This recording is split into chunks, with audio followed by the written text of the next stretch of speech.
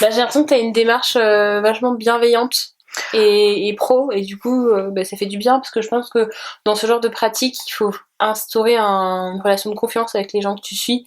Et j'ai l'impression que c'est un gage fort Ah pour oser. non mais complètement, en fait mon but c'est vraiment que les gens se sentent mieux quoi.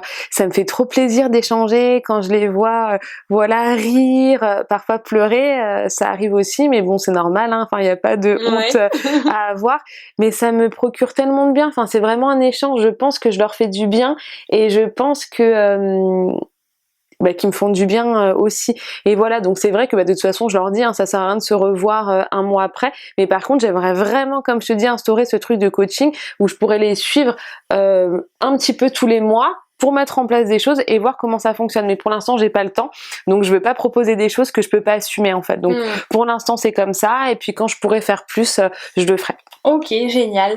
Alors, pour en savoir plus sur la pratique de la chirologie, est-ce que tu pourrais revenir à la formation que tu as suivie? Tu disais que tu avais eu quelqu'un qui t'avait coaché. Mhm. Est-ce que si par exemple, moi j'ai une petite sœur qui a 18 ans, si par exemple elle veut devenir chirologue, est-ce qu'il y a des formations spécifiques à suivre? Est-ce que toi tu dispenses des formations? Alors pour le moment, non. Moi, je dispense pas de formation. J'aimerais bien faire ça, hein, peut-être par la suite. Je pense que j'ai besoin. Donc alors oui, après des petits ateliers, ça c'est des choses que j'ai déjà fait et que je vais recommencer à faire, mais vraiment une formation en tant que telle, pas vraiment. Après, donc moi j'ai eu mon mentor, Hélène Saucedo, donc qui est basée à Atlanta en Géorgie. Il y a beaucoup de formations qui sont faites aux États-Unis, au Canada aussi, donc beaucoup en anglais. Mais après c'est pas comment dire, c'est pas comme c'est pas reconnu, donc Ouais. voilà il faut aussi faire attention, il faut avoir une pratique aussi qui Hmm. vous parle parce qu'il y a plein de formes différentes, voilà il faut un petit peu trouver son truc, mais après je suis aussi des cours régulièrement de manière continue dans l'université Birla, c'est une université au Canada, donc une université en ligne qui est vraiment chouette. Donc là par contre c'est de la chirologie védique. Bon il y a des choses sur lesquelles j'adhère pas forcément, mais c'est une source intarissable d'informations. Donc on peut passer par là et puis aussi lire, se documenter, se renseigner sur la pratique, rencontrer différents praticiens et ne pas hésiter à poser des questions. Ok, génial. Donc super, tu nous as parlé de la partie formation, donc ça c'est un premier point. Et j'imagine qu'il faut quand même avoir certains traits de personnalité pour pouvoir être une chirologue avec une telle énergie positive. Est-ce qu'il y a des qualités qui vont être nécessaires pour faciliter la pratique Oui, alors déjà aimer parler, donc c'est mon cas, je suis bavarde, j'adore parler, donc j'ai pas de soucis par rapport à ça. La timidité, être timide, c'est pas trop quelque chose de trop recommandé, voilà, parce qu'il faut vraiment aller vers l'autre.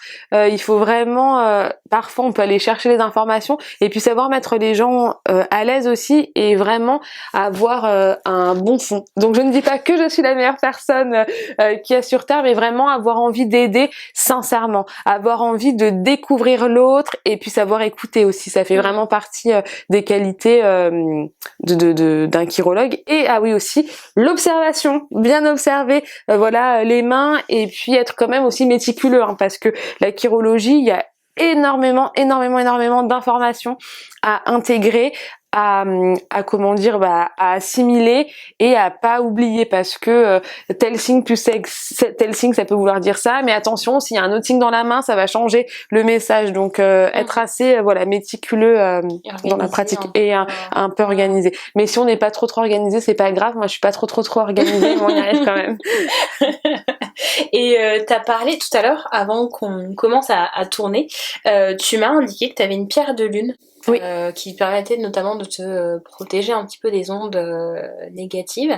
Est-ce que ça t'est déjà arrivé dans la lecture des mains d'une personne d'avoir senti des ondes peut-être négatives dans le sens où peut-être t'as vu des lignes qui étaient un petit peu pas très positives entre guillemets. Je sais pas si ça fonctionne comme ça, mais est-ce que t'as déjà vu des choses pas très positives qui ont eu un impact sur toi et ton bien-être, parce que j'ai l'impression qu'il faut avoir aussi une force spirituelle assez conséquente pour pratiquer la chirologie. Alors oui, faut être quand même bien ancré. Donc du coup, je reviens. La pierre que j'utilise pour la protection, c'est une labradorite, et la pierre d'intuition, du coup, enfin la pierre de lune, ça va plus être une pierre d'intuition. Mais j'aime bien travailler avec les deux parce que oui, alors je suis à fond dans les pierres aussi, la lithothérapie, voilà. Ça va aider à ce niveau-là. Oui, aussi c'est ça. Ça c'est très important que tu le soulignes. Il faut être bien dans ses baskets quand même. Il faut être bien ancré. C'est très rare. Enfin, ça a été très rare pour moi de rencontrer des personnes où je sens vraiment un truc négatif. Ça m'est arrivé 2 fois. Donc une fois, ça m'a vraiment déstabilisée parce que l'énergie, elle était assez dense. Ça m'a fait un petit peu peur. Voilà, j'avoue. Et puis après une autre fois, c'était une main où je voyais en fait beaucoup de violence, beaucoup de colère, beaucoup d'agressivité. Donc là, j'ai pas du tout eu peur parce que c'est des choses, comment dire, bon bah voilà, enfin ça fait aussi partie de la vie. C'était moins en termes d'énergie, mais plus en termes de signes, voilà, qu'on voit dans la main. Donc c'était une personne, voilà, qui avait plutôt des attributs violents, colériques, avec un très très fort sex drive.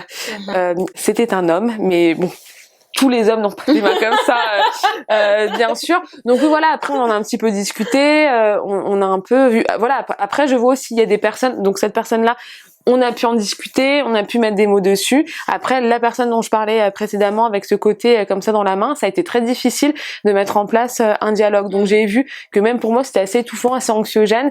Donc quand c'est comme ça, je me protège avant tout. Donc je dis là, par exemple, on va pas pouvoir aller jusqu'au bout de la séance. Moi là, je le sens pas. Je pense que c'est pas le bon moment pour toi forcément de venir. Donc voilà, après tu peux m'écrire, on peut voir. Mais ouais, il faut vraiment quand même aussi se protéger. En plus, moi je reçois les gens chez moi souvent, donc c'est mon espace. Donc d'un côté c'est bien parce que c'est chez moi, c'est protégé par mes énergies, par mes ancêtres, par l'amour qu'il y a dans mon foyer avec ma famille. Mais il faut quand même que je fasse attention à qui je fais rentrer chez moi aussi, quoi. Donc il y a la notion de protection. C'est vraiment super que tu parles de ça parce qu'en fait j'en parle pas forcément souvent et on me pose pas beaucoup la question. Mais ouais, la notion d'ancrage et de protection, c'est aussi à mettre en avant, carrément. D'accord. Et pour continuer sur la protection en tant que telle, est-ce qu'il y a des sortes de rites que tu mets en place pour peut-être après avoir senti des énergies particulières, pouvoir purifier ton espace? Je te donne un exemple. Moi, quand j'étais enfant, j'avais en fait un oncle qui faisait une sorte de concoction avec des herbes, de l'eau, etc. Et en fait, il nous lavait avec ces herbes pour nous protéger, parce qu'on avait été en contact avec des gens un petit peu négatifs. Et voilà, je voulais savoir, est-ce que toi, tu as ce genre de pratique, ou pour, par exemple, imaginons, tu as reçu une des personnes auxquelles tu faisais référence, tu l'as reçue, est-ce qu'après, tu avais un moyen de rétablir Oui. Alors déjà, ce que j'aime faire, c'est aérer en premier lieu. J'ouvre vraiment bien grand les fenêtres. Je secoue un petit peu tout dans la maison, donc les coussins, la couverture, les rideaux. En fait, je fais bouger. J'ai envie de faire shifter un peu l'énergie. Donc allez, on aère, on se débarrasse un peu de tout ça. Donc après, pendant un bon moment, j'ai utilisé pas mal de Palo Santo parce que j'adore l'odeur. Et ensuite, alors le Palo Santo, c'est un bois sacré qui est utilisé en principe en Amérique latine, mais grâce à des amis bien éclairés qui m'ont vraiment fait tout un topo, un point sur l'appropriation culturelle. Là, j'ai fini mes derniers bâtons de Palo Santo et j'ai arrêté de l'utiliser parce que même si j'adore et je trouve que c'est hyper efficace en termes de dispersion des énergies négatives. Voilà, je me suis un peu interrogée sur ce concept d'appropriation culturelle et c'est vrai que ça fait pas partie finalement de ma culture propre. Donc moi, ce que j'adore par contre, c'est les huiles essentielles. J'ai toujours aimé travailler avec les huiles essentielles, sachant qu'en plus j'ai été esthéticienne, donc j'aimais les ongles, mais mon gros de la formation, ça a été fait chez Melvita, notamment dans tout ce qui va être produits naturels, biologiques, etc. Donc voilà, les odeurs, l'olfactothérapie, je pense qu'on peut aussi soigner des choses avec les odeurs. Après, j'ai aussi de l'encens japonais que mon père utilise toujours, parce que comme j'ai dit tout à l'heure, il pratique une forme de bouddhisme sino-japonais, et ça fait aussi partie de l'odeur de mon enfance. Donc pour moi, c'est associé à ma culture, ça fait sens dans ce que j'ai. Et puis après voilà, je peux répéter des affirmations positives où je vais dire voilà, je ramène de la paix dans ma maison, je dégage les mauvaises énergies et tout ça. Voilà, c'est ma façon de remettre un peu de good vibes à l'intérieur de chez moi. Voilà, c'est ça. Ok. Est-ce que tu pourrais nous redire un petit peu, nous reparler en fait de l'évolution des lignes de la main? Parce que j'avais vu déjà en story, est-ce que t'en avais déjà parlé sur Instagram. Est-ce que tu peux nous refaire un petit topo, si tu veux bien, en quelques minutes, parce que je sais que t'es un petit peu pressée. Sur l'évolution Ouais, des sur lignes, la façon dont elles peuvent changer en fait, ouais. c'est ça? Ok, donc je reparle des mains passives, mains actives, Oui, c'est parce ça? qu'en fait, l'image sera claire. Ok. Alors que, tu vois, là, l'image était un petit peu floue. Très bien. Désolée. Non, il n'y a pas de... bah, ça arrive, hein. Les aléas du direct. Mais bon, si ce sera. Donc, ok. Donc, en chirologie, on va distinguer les deux mains, parce qu'on a deux mains, bien sûr. On va avoir la main active et la main passive. Chez moi, la main active, c'est la main droite. Donc, c'est la main avec laquelle j'écris mon prénom. Donc, votre main active, c'est la main avec laquelle vous écrivez votre prénom. Et j'aime dire que c'est la main, en fait, qui correspond à l'idée de prendre sa vie en main. Donc c'est dans cette main-là qu'on va voir l'évolution des lignes, et la main gauche qui est chez moi la main passive, la main du subconscient, la main qui a fini de se former à peu près jusqu'à la fin de mon adolescence, qui est ma base, ce qu'on m'a donné au départ. Et ma main active, ça me permet de voir mon évolution et ce que j'ai fait justement de ce que j'avais. Donc là, en effet, sur cette main, les lignes changent de manière naturelle tous les 6 mois, 1 an, et après, on peut travailler sur l'évolution consciente de la main en exactement 90 jours. Et pour ce faire, on va utiliser des affirmations positives. Ça peut être le massage aussi de certaines zones dans les mains, l'utilisation des mudras, qui sont des sauts énergétiques réalisés avec les mains. Donc tout à l'heure, j'ai parlé notamment du mudra de la gratitude, puisque celui-ci, tout le monde le connaît. C'est celui qu'on utilise aussi dans les prières, et ça marche grâce à nos canaux énergétiques. Il y a plein de flux en fait qui passent dans notre corps, et il faut savoir aussi que, c'est ce que j'ai dit aussi tout à l'heure, mais entre le cerveau et les mains, c'est vraiment les deux points entre lesquels on va avoir le plus de connexion possible, parce que dans la vie, en fait, quand on réfléchit bien, il n'y a pas un jour qui passe sans qu'on fasse des choses avec nos mains. On les utilise tout le temps, elles font partie intégrante de nos vies, et en général, ce que l'esprit pense, c'est par l'action, par la main, que ça se passe et que ça se fait et que ça se transforme. Ok, d'accord. Merci beaucoup, Héloïse. Avec plaisir.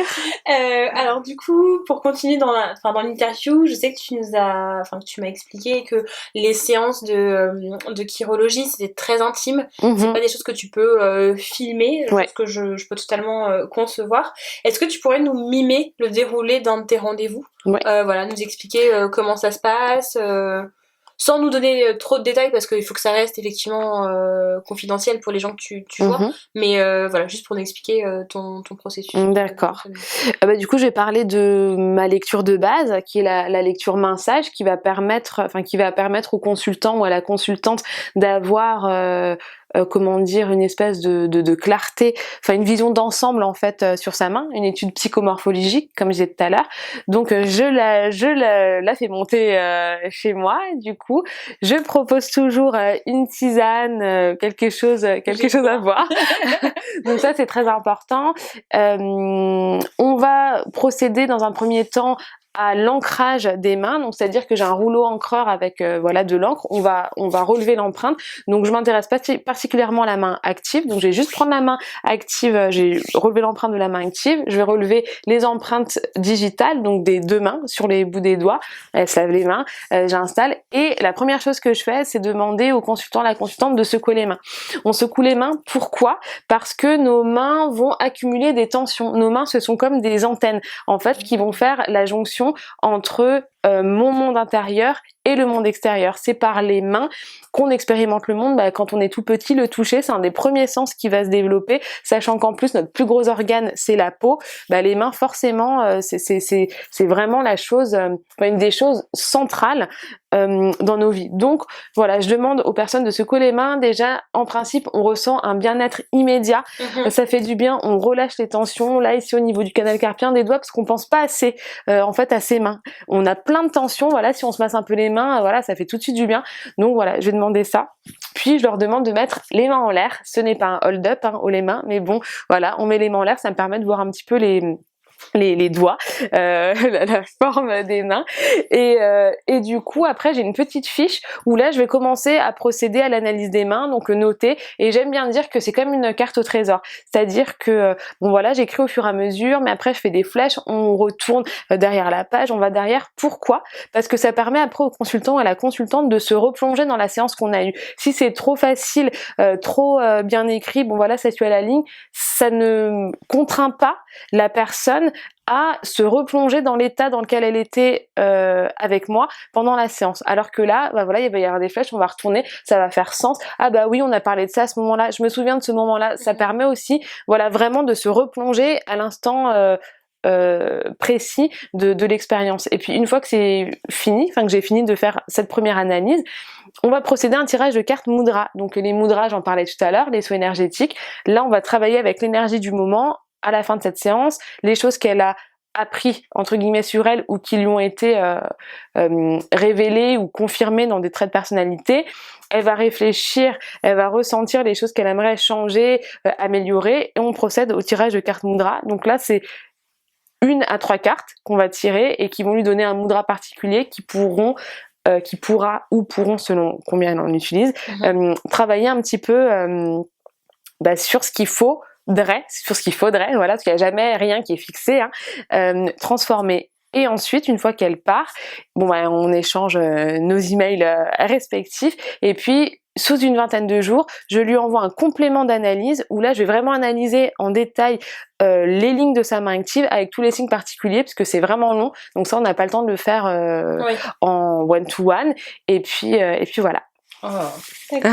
Merci pour toutes ces explications. Avec plaisir. Peut-être que c'est une question que tu as déjà eue à plusieurs reprises, mais qu'est-ce qui fait de toi une bonne chirologue? Selon toi, bien sûr. D'accord. Je sais qu'en France, on est un peu mal à l'aise avec le fait de savoir s'encenser et reconnaître nos forces, mais je pense que c'est important de savoir ce qui fait de nous quelqu'un de génial. Mais complètement, et je n'ai aucun problème à dire ça, et c'est vrai que c'est hyper français, par contre, ce truc-là, et j'encourage d'ailleurs tout le monde à dire, non, mais dites-le vous, en fait. Quand on fait quelque chose de bien, il faut le dire, quand on est fier de soi, il faut le dire. Enfin, je veux dire, sinon, voilà, et on ferait pas ce qu'on fait. Donc, je pense que ce qui fait de moi une bonne chirologue, c'est la passion, déjà. J'adore les mains, j'adore vos mains. Montrez-moi vos mains, venez me voir. Il y a déjà ça, et l'envie sincère d'aider et d'améliorer la vie des autres. En fait, là, je l'ai vu, j'ai pas fait de chirologie sur mon collègue de taf, mais je vois, j'ai un collègue en particulier, peut-être que tu te reconnaîtras si tu m'écoutes, qui est assez intense au niveau des émotions et pas toujours ultra positif, pas toujours ultra bienveillant, et je crois tellement au pouvoir de la bienveillance, de l'amour, même si c'est cucu, mais tu vois, de vraiment vouloir donner, tu vois, avec générosité, avec sincérité, ça peut vraiment transformer les rapports avec les gens, et je pense qu'il y a pas assez de gens gentils en fait sur terre, et donc voilà, moi c'est vraiment ça, je pense, qui fait que je suis une bonne chirologue, c'est l'envie d'aider, l'envie que les gens se sentent bien, l'envie que qu'on soit cool, quoi. Je comprends, mais quand tu dis qu'effectivement il n'y a pas suffisamment de personnes qui sont gentilles sur terre, c'est drôle, mais étant enfant, mes parents, particulièrement ma mère, m'a toujours dit attention, les gens gentils, en fait, l'univers et les autres ne leur rendent pas bien. Dans la mesure où on m'a toujours dit, si t'es gentil, l'INSEE et tout, il faut que tu t'endurcisses parce que les gens vont te marcher sur les pieds, etc. Et c'est vrai que c'est pas évident de cultiver je trouve, cette bienveillance et cette gentillesse, surtout dans le monde du travail. Comment toi tu fais pour maintenir cette bienveillance? Parce que, imaginons, t'as ce fameux collègue qui arrive et qui te dit, oh là là, Héloïse, tu me fais chier, par exemple. Ouais. Et comment, en fait, rester... Moi, je sais que j'ai du mal à me contenir dans ce genre de situation, et clairement j'envoie la personne balader. Comment tu fais pour rester bienveillante et positive et pas laisser en fait la personne te communiquer des ondes qui après vont t'impacter? D'accord. Alors après, voilà, moi la bienveillance, c'est pas béni oui, hein. C'est pas non plus non, mais c'est pas non plus tout accepté. Enfin, je veux dire, si vient un boy à me dire tu me fais chier, je dis tu crois que tu me fais pas chier, toi? Enfin voilà, je veux dire, toi aussi tu me fais chier, mais voilà, pourquoi est-ce que je te fais chier là précisément? Donc pour moi c'est la communication. La solution à tous les problèmes, c'est la communication. On a des grilles de lecture de la vie qui sont différentes, sauf que on doit vivre ensemble. Donc à un moment, on n'a pas le choix. Donc c'est discuter, c'est communiquer. Donc voilà, ça c'est quelque chose que t'apprécies pas. Bah moi quand tu fais ça, c'est quelque chose que j'apprécie pas non plus. Donc maintenant, comment on peut faire pour essayer d'accorder nos diapasons et de travailler en harmonie? Donc voilà, pour moi la bienveillance, ça veut pas dire amène à tout. Je suis très cash, je pense, je suis gentille, je dirais, mais cash, c'est-à-dire que c'est pas parce qu'on est gentil qu'on doit se laisser marcher sur les pieds, qu'on doit dire oui à tout, ça n'a rien à voir. Mais ça veut dire par contre qu'on ne souhaite pas nuire à l'autre. Donc on peut voilà, faire des choses pour, enfin, accepter, de toute façon il y a tout le temps des concessions à faire dans la vie de manière générale, mais après il faut aussi connaître nos valeurs, nos principes, les choses qu'on ne peut pas tolérer et qui sont de toute manière intolérables. Mais pour moi voilà, la différence ce serait vraiment entre dire oui amen à tout et être dans la bienveillance extrême.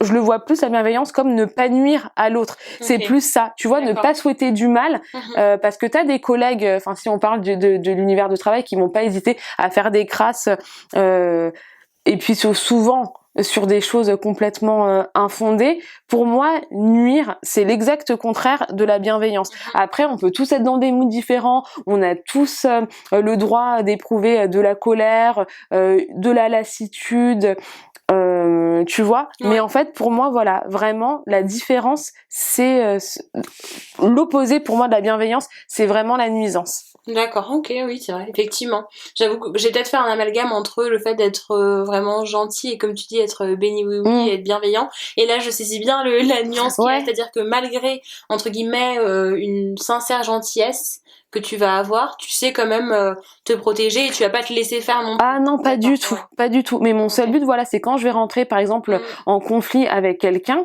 comme je te dis, voilà, moi, c'est la communication, l'harmonie que je cherche. Donc, j'ai pas envie de nuire. Et en fait, je ne me laisse pas polluer. Alors parfois, enfin ça marche pas tout le temps, des fois c'est difficile de réussir à faire face à certaines situations sans en être impacté, mais voilà, après j'essaye vraiment de rester sur mes valeurs, sur le fait de savoir qui je suis, et puis quand c'est des trucs où je me dis non mais là en fait le mec ou la meuf quoi, elle est dans un trip, ça n'a rien à voir avec moi. En fait c'est un problème que cette personne a, qu'elle doit régler avec elle-même. Donc en fait ça ne peut pas m'impacter parce que ça n'a rien à voir avec moi quoi. Ouais, t'arrives à te distancier des ondes des autres. Waouh, est-ce que c'est avec les années que t'as réussi à prendre cette distance-là, ou est-ce que tu as toujours été toujours eu cette personnalité qui arrivait à se distancier, à prendre du recul par rapport aux énergies des autres? Non, c'est quand même avec les années. Hein. En plus, enfin quand j'étais plus jeune, j'étais un peu le genre de meuf un peu énervée. Donc, enfin voilà, mon surnom quand même au collège-lycée, c'était Héloïse Tyson. Donc voilà, donc pour vous dire, mais ouais, c'est vraiment les années qui m'ont appris à mettre de l'eau dans mon vin et en fait à me concentrer sur moi et pas me concentrer sur les autres parce que c'est trop une perte de temps. Ouais. Donc je suis d'accord avec toi. En général, qu'est-ce que tu aimes le plus dans la chirologie? Qu'est-ce qui t'apporte le plus de bonheur? Je sais que t'as parlé du fait que aider les gens, ça te rendait heureuse. Mais est-ce qu'il y a peut-être d'autres choses qui t'apportent? Et également le pendant, entre guillemets, un peu moins positif, qu'est-ce qui t'apporte moins de bonheur? Est-ce que parfois, je sais pas, est-ce que parfois le fait de rencontrer des gens de manière, comment dire, répéter, est-ce que c'est des fois il y a des choses qui te gênent, enfin est-ce que tu peux nous en dire un peu plus sur vraiment les aspects positifs et moins positifs de la pratique, sans prendre en considération uniquement les rapports que tu vas avoir avec les gens, parce que tout à l'heure on a parlé de rapports avec les consultants et là tu m'as dit qu'effectivement des fois tu avais des personnes qui avaient des énergies très chargées. Le côté positif, c'est que c'est tout le temps quelque chose de nouveau en fait. Okay. Même si c'est quelque chose qui est répétitif, chaque personne est différente, chaque main est différente, donc à chaque fois c'est une nouvelle histoire. Et ça, je trouve ça passionnant. Tu vois, je disais quand j'étais petite, mon premier rêve de boulot c'était d'être archéologue. Et ben pour moi, je suis un peu une archéologue du cœur et de l'esprit, tu vois. Et ça, je trouve que c'est vraiment vraiment chouette. Et après le côté négatif.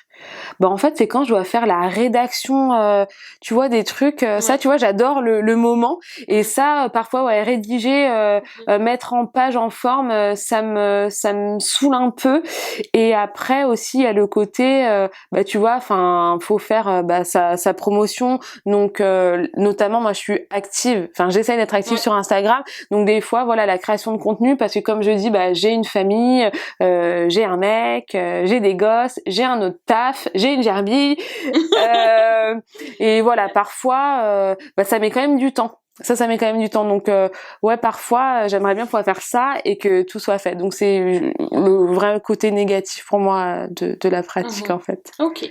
D'ailleurs t'as parlé de tout ce qu'il y avait en fait dans ta vie, dans ton quotidien. Comment tu t'arrives à faire de la place pour ton métier de chirologue? Parce que je sens vraiment que c'est un métier passion. Comment tu compartimentes entre guillemets ta vie? Ou comment tu t'organises? Alors, ça dépend des moments. Ce que j'essaye vraiment de faire, c'est d'écouter, enfin de m'écouter avant tout, d'écouter mon corps. Quand j'ai besoin de repos, bah voilà, je vais pas forcer. Je suis pas aussi dans la dépréciation, c'est-à-dire que là, si je peux pas, bah c'est pas grave. Je suis pas j'aimerais être plus productive parfois mais plus productive pourquoi en fait voilà moi la chirurgie comme tu l'as très bien dit c'est un métier passion donc il faut que je le fasse quand j'en ai envie si je me force je vais pas être vraie dans mes émotions je vais pas être vraie dans mes interactions et j'ai pas du tout envie de transmettre ça aux gens parce que quand les gens ils viennent me voir même si ok c'est un métier passion le but c'est aussi que ça me rapporte de l'argent enfin, voilà je vais pas mentir j'aimerais à terme ne vivre que de ça donc mais l'argent à tout prix ça m'intéresse pas non plus donc comment je fais pour faire de la place là-dedans et ben il faut apprendre un petit peu à s'organiser donc il y a des jours où je vais être plus fatiguée que d'autres mais comme c'est quelque chose qui m'appelle je ne peux pas ne pas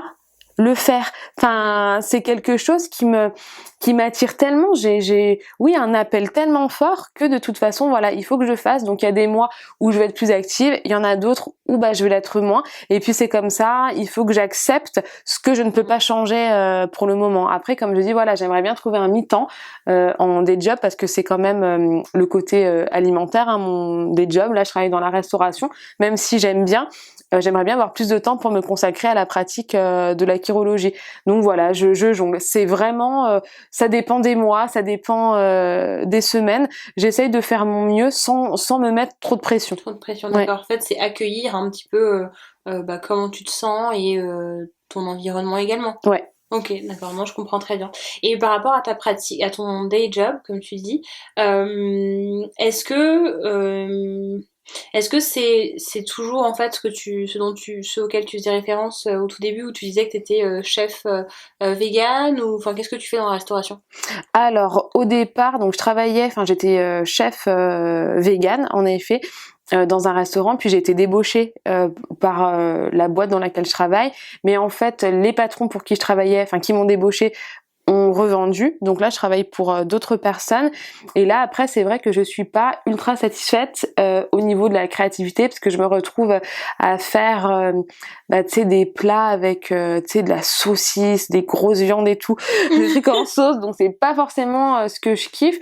Mais j'essaye de relativiser et de me dire voilà, pour l'instant, c'est ça aussi qui m'aide à faire vivre ma famille. En plus, j'aime trop quand j'arrive le matin, parce que je commence très tôt, entre 6h45 et 7h. Enfin très tôt, c'est tôt quoi, pas Ouais. non plus très tôt. Et il y a un côté méditatif pour moi quand j'ai coupé mes légumes, quand je suis seule à mon poste de travail, ce son répété, cadencé, ça c'est quelque chose qui me plaît et qui me fait du bien. Et puis faire quelque chose de concret aussi c'est cool. Enfin tu vois, voilà, je fais des salades, je fais à manger, je nourris des gens, donc je trouve ça quand même cool. Donc c'est ce que je fais en ce moment, mais j'aimerais vraiment avoir plus de temps pour développer la pratique chirologique. Mais je suis encore un petit peu frileuse parce que bon, comme toi tu le sais, j'ai eu une entreprise pendant 4 ans à Montpellier où j'avais un salon de thé, pâtisserie, petite restauration, où là j'étais la chef, cuisinière et pâtissière, donc ça me prenait énormément de temps. Et donc on a dû vendre en 2016. Ok. Alors, on arrive bientôt à la fin de l'interview et je voulais aborder un sujet qui peut être parfois épineux, surtout en France. Moi, je suis très à l'aise avec le sujet, mais c'est vrai que c'est un petit peu un sujet controversé. En fait, j'aimerais qu'on parle argent. On peut parler d'argent, il y a pas de problème, Ok. je cache rien, enfin j'ai rien à cacher du tout quoi. Ok. Est-ce qu'aujourd'hui tu arrives à vivre de ton activité? Donc d'après ce que tu m'as dit, j'ai compris que comme c'était à mi-temps, enfin un petit peu moins que mi-temps, ta pratique de la chirologie, du coup j'imagine que tu n'arrives pas forcément à en vivre. Est-ce Ouais. que tu peux nous en dire un petit peu plus? Oui, bah alors non, j'arrive pas à en vivre pour l'instant Ouais. parce que je pense que je me consacre pas assez en fait à ma pratique. Il faudrait vraiment que je sois beaucoup plus comment dire, oui, à fond en fait, mais comme j'ai mon day job qui est vraiment ce côté alimentaire, ben cette sécurité, finalement c'est ça, parce que j'ai un salaire qui tombe tous les mois. Enfin, j'ai assez été traumatisée de mon entreprise du café Noisette. Enfin, ça m'a vraiment traumatisée quoi. Là, ça fait pas longtemps que je m'en suis remis psychologiquement et émotionnellement. Enfin, ça a été un gros traumatisme. Là, je rembourse encore mon crédit par rapport à ça. Bientôt, j'ai fini de le payer. Donc non, c'est parce que je suis pas assez dévouée dans ma pratique de la chirologie pour en vivre. Donc on va dire une séance, ma séance basique, elle est à 95 €. Donc j'en prends dans les petits mois, j'en prends 4. Donc tu vois, ça me fait 400 €. Donc bon voilà, après il y a des mois où j'en fais plus, des fois je fais des événements aussi, mais de toute façon tous mes tarifs sont visibles sur mon site internet. Donc tu vois, il y a rien de secret, c'est pas la tête du client ou quoi. Donc il faudrait que je sois plus à fond pour pouvoir en vivre et puis aussi me diversifier. C'est pour ça que là ça fait un moment que j'étudie le tarot. Là tout doucement je commence aussi avec les consultations de tarot, mais j'essaye de les mettre en cohérence avec la chirologie aussi. Donc diversifier mon activité. J'aimerais bien faire une formation en réflexologie palmaire pour apporter en plus, parce qu'il y a un aspect psychologique, émotionnel, coaching, mais un aspect plus de soins où l'on travaillerait en profondeur dans le corps. Donc je pense que si j'arrive à mettre toutes ces cordes à mon arc, je pourrais à terme en vivre. Mais tu vois, je veux pas être trop pressée parce que je pense qu'avec mon ancienne entreprise, j'étais un petit peu dans l'urgence de vouloir mon truc et tout machin, et finalement ça a pas trop bien marché parce que j'étais vachement plus dans l'ego, tu vois, avec un truc un peu renfrogné. Nous, quand on a ouvert à Montpellier, il y a plein d'autres petits cafés comme ça qui se sont ouverts. Je faisais de la pâtisserie, enfin genre cupcake, mais pâtisserie d'inspiration américaine, revisitée à la française, et il y en a plein qui ont ouvert le truc, donc j'avais vachement les boules. Maintenant, je suis vraiment détachée quoi de tout ça, et j'ai réussi à me détacher de l'ego. Donc voilà, petit à petit, j'espère y arriver. J'ai pas d'objectif fixe, mais mon objectif en fait, voilà, c'est de continuer la pratique, de développer et à terme la rendre pérenne. D'accord. Et qu'est-ce que tu dirais, par exemple, pour pouvoir, entre guillemets, toucher plus de monde, c'est de faire des consultations à distance? Oui. Alors, les consultations à distance. Quand j'ai commencé, je proposais des consultations à distance, donc qui étaient vraiment pas chères. Elles étaient à 45 €. Et alors que ma consultation basique, elle est à 95 €. Et quand je regarde les prix, sincèrement, quand on voit aux États-Unis, au Canada, ou même en Suisse, ou même en Angleterre, ce qu'ils proposent, enfin, mes prix sont bas. Je sais après que c'est un coût pour les personnes, parce que quand c'est difficile pour toi, 95 €, faut les sortir, parce que voilà, là c'est pas chez le dentiste ou c'est des trucs, c'est pas quelque chose de concret, comme on aime dire sous nos latitudes. Donc je comprends que ce soit un coût, mais en fait, voilà, moi dans les 95 €, on va dire que c'est c'est correct, mais c'est pas non plus la panacée, quoi. Si je voulais vraiment être plus à l'aise, il faudrait que je mette déjà cette lecture au moins à 150 euros. C'est parce que j'ai aussi un taf à côté que ça me permet d'avoir voilà, des prix qui peuvent être considérés élevés pour certaines personnes. Je comprends très bien, il y a des moments où j'ai bien galéré dans ma vie, notamment quand j'avais mon entreprise, et ça c'était clairement un luxe. Donc je conçois, voilà, que je dis pas que c'est peu cher, mais je dis que pour en vivre,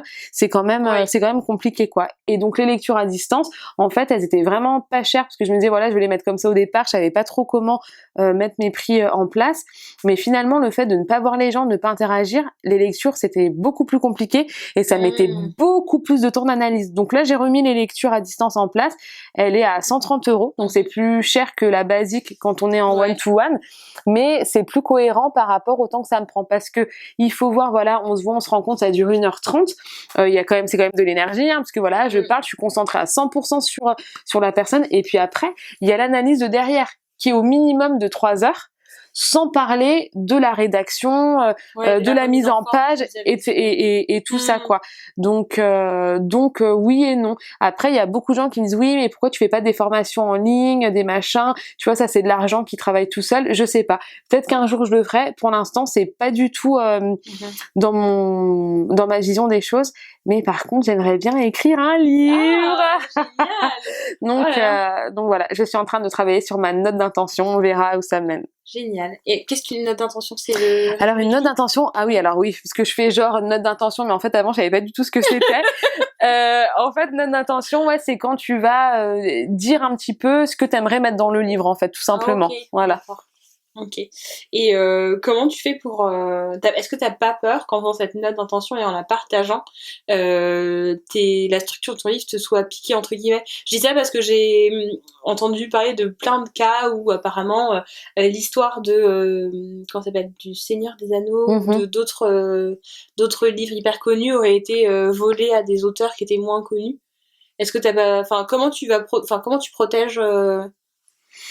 Alors ça, franchement, je sais pas encore comment est-ce que ça se protège. Je sais pas, parce que c'est une copine, Mathilde Z comme Zodiac, qui est en train de travailler sur son livre, qui m'a parlé de ça. Mais bon, après, je pense que c'est pas comme un roman où là c'est plus, tu vois, t'as le pitch, voilà. Enfin là, la chirologie quand même, c'est soit tu sais pas. Donc ils peuvent avoir la trame, mais qu'est-ce qu'ils vont bien raconter s'ils y connaissent rien, tu vois? C'est pas comme une invention où bah voilà, t'as l'idée de base et tu travailles. Donc non, mais tu vois, franchement, pendant très longtemps, j'ai eu peur de tout ça. Bah justement, je reviens encore avec mon café noisette, parce que voilà, ça m'a traumatisée. Mais je me souviens quand j'ai ouvert, il y a une nana qui est venue analyser notre carte en long, en large, en travers, pour me dire qu'à la fin de la semaine ou du mois, je sais plus, elle ouvrait son salon de thé. Donc en fait, c'est vrai? Ouais.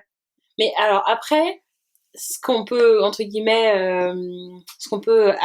analyser, c'est que elle a quand même eu, entre guillemets, la décence de te le dire à la fin. Parce qu'il y a des gens qui t'auraient piqué. Oui, non mais... Je sais que j'ai entrepris et qu'on m'a piqué des idées et qu'on me l'a pas dit, et que c'est qu'après j'ai découvert qu'on m'avait piqué des idées. Tu vois. Oui, donc à la limite, oui. Mais tu vois, c'est vrai que c'est un peu blessant. Oui. Parce que... Mais en fait, c'est blessant, pourquoi?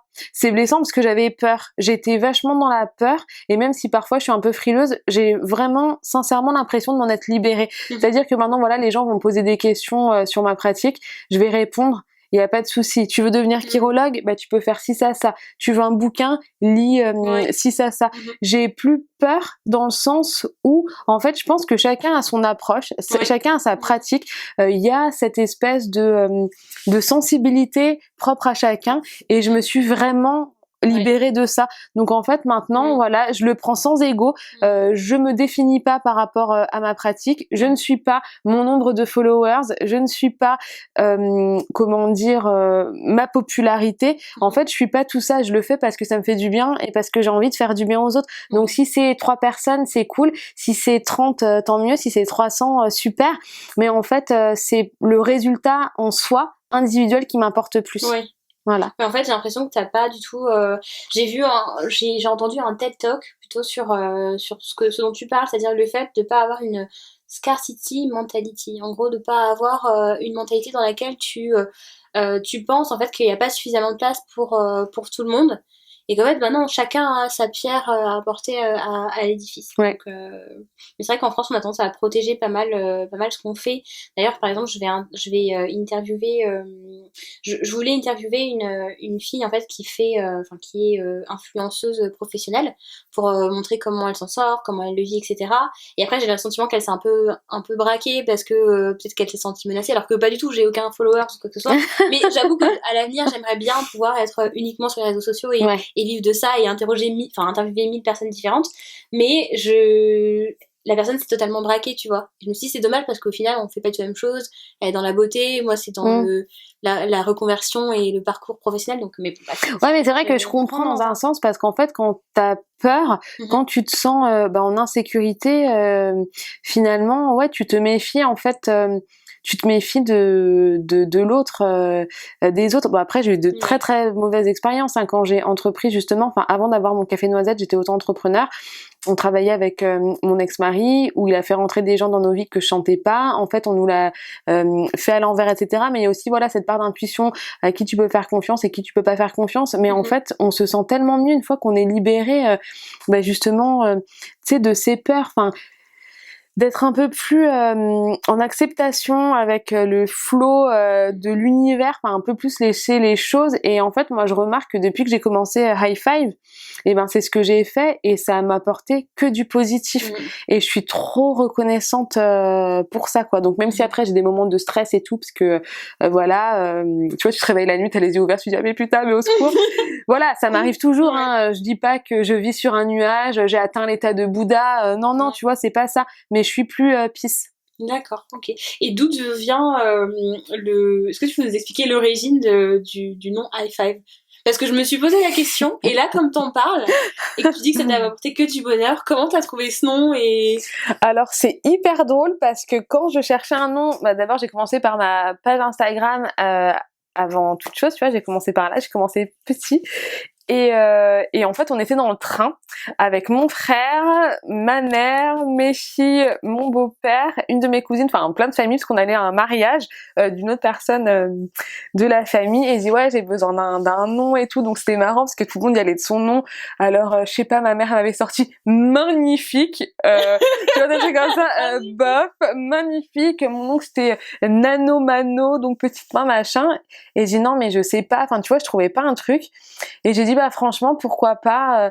Enfin tu vois le but aussi de ces séances de chiréologie, c'est travailler main dans la main un peu genre tu vois allez on y va. Donc après je dis pourquoi pas High Five, de toute façon je trouve rien d'autre donc ça va être ça. Et puis c'est resté.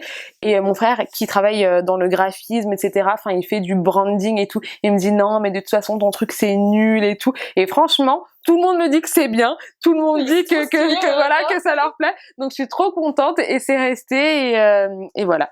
Ok, d'accord. Très belle histoire de voir le cheminement et surtout c'est drôle, magnifique. Je pensais que ça aurait eu le même impact. Hein. Désolée pour ta maman, mais oh là là.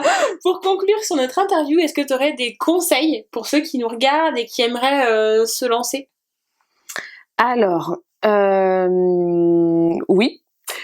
Bah alors déjà la première chose c'est de croire en vous en fait, de pas vous laisser démonter par les gens qui vont toujours avoir quelque chose à dire, parce que en plus souvent les gens qui vous disent non mais tu devrais pas faire ça, non mais t'es sûr, c'est des gens qui font rien. Remarquez, voilà, les gens qui vont vous mettre des bâtons dans les roues, c'est des gens qui font rien, c'est des gens qui ont peur et leur but, enfin inconscient hein, parce que souvent c'est des gens qui vous aiment, c'est de vous transmettre leur peur. Et donc ça arrive très souvent, ils vont vous remplir la tête avec plein de trucs, donc faites-vous confiance, croyez en vous, si vous le sentez vraiment à l'intérieur de vous en fait. Après moi je trouve personnellement que faire quelque chose juste pour la patte du gain, ça fonctionne pas vraiment. Parfois on va faire des études parce qu'on se dit tiens ça va faire plaisir à papa maman qu'on fasse